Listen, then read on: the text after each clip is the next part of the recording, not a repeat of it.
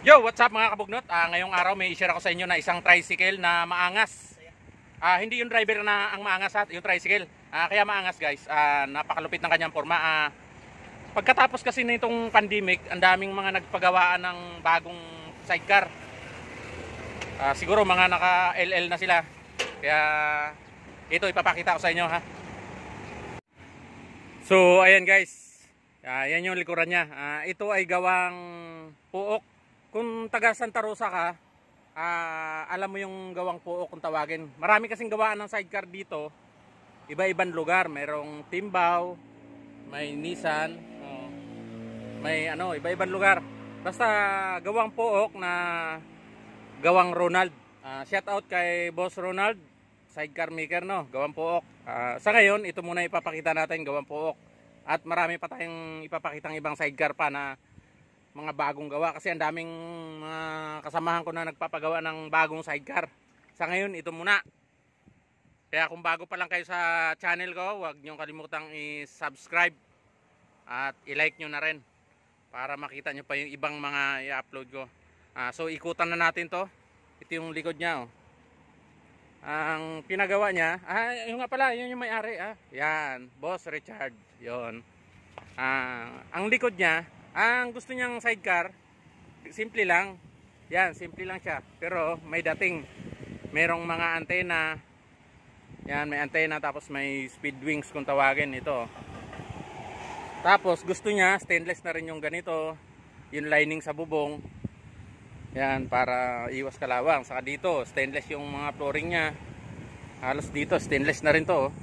Hindi lang makintab. Yan, tapos yan yung motor, iikutan natin yan. Dito muna tayo sa side wheel. Side wheel naman. Yun, nakamag siya. Kulay pula. Mga pang-formang setup. Tapos dito, meron siyang fog light. Saka isang antena. Tapos sa side wheel niya, ay sa apakan, stainless na rin. Yan, tapos may antena siya dito sa harap. Pagdating naman dito sa harap, ayun, napakaangas, kulay blue yung salamin niya, saka medyo tabingi yung napapansin nyo, tabingi yung design ng salamin. Kasi tag-init ngayon, summer. So naka-design siya sa mga yung mga maraming na-stroke, kaya tabingi na yung salamin niya, ang design yan. Marami kasing na-stroke na ngayon. Kaya para hindi niya makalimutan yung kung kailan niya pinagawa. Tapos yung logo niya, ito.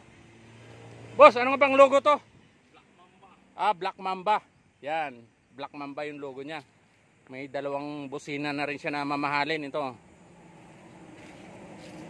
So yan, tapos dito sa harap may dalawang antena. Saka ito, ang tawag dito, sombrero. Yan, sombrero.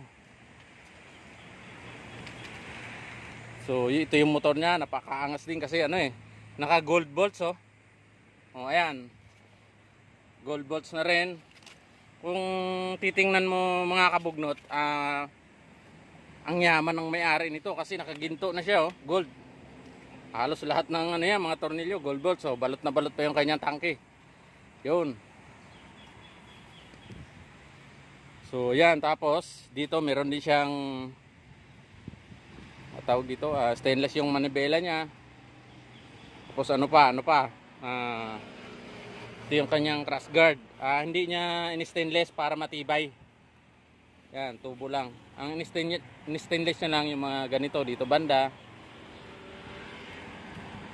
So, kanya-kanyang mahilig naman yung mga may-ari kung anong gusto nila.